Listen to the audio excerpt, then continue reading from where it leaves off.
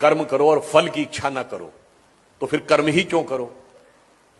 परंतु ये जानते क्यों आता है, जब आपकी छोटी सूक्ष्म दृष्टि होती, हल्की दृष्टि होती, तो आपको लगता है कर्म करने से मुझे कुछ प्राप्त होगा। जब विराट दृष्टि होती है तो निष्काम कर्म का भाव स्वतः उत्पन्न हो जाता है। अब मैं आपसे पूछूं कि हम सब यहां बैठे हुए हैं, हम अपने शरीर को एक यूनिट मान लें और इससे माइक्रो लेवल पे बढ़े और फिर मैक्रो लेवल पे बढ़े। माइक्रो लेवल पे आए तो हमारा शरीर भिन्न भिन्न तंत्र से मिलकर बना है। Respiratory system, digestive system, circulatory system. हमारी इच्छा से चल रहा है क्या? अपने सिस्टम से चल रहा है।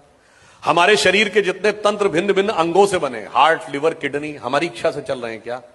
अपने नियम से चल रहे हैं। उसके अंदर जितने भी टिश्यूज हैं वो हमारे सिस्टम से, हमारी इच्छा से चल रहे हैं? नहीं।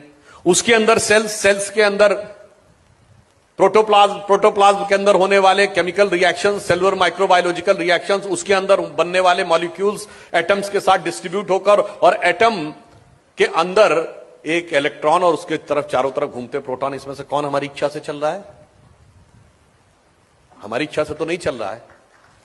अब आइए आप विराट पे, हम खड़े हैं, इस धरती पे खड़े हैं, धरती का इकोलॉजिकल सिस्टम हमारी इच्छा से चल रहा है।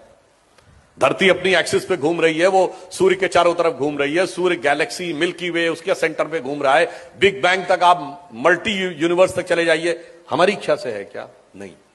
तो इसका अर्थ क्या हुआ? जब संपूर्ण सृष्टि के क्रम में हमारा नियंत्रण परिणाम पर नहीं है, हमारा नियंत्रण केवल कर्तव्य पर है। इसलिए जिस भी स्थान पर जो भी भूमिका ईश्वर ने दी है, यदि आप इस विराट सत्य को समझ पाएंगे तो आपके मन में स्वतः निष्काम कर्म का भाव उत्पन्न हो जाएगा कि मुझे अपना कर्तव्य करना है, बाकी इस विराट सृष्टि क्रम को चलाने वाला ईश्वर स्वतः हमें उसका उपयुक्त फल देगा।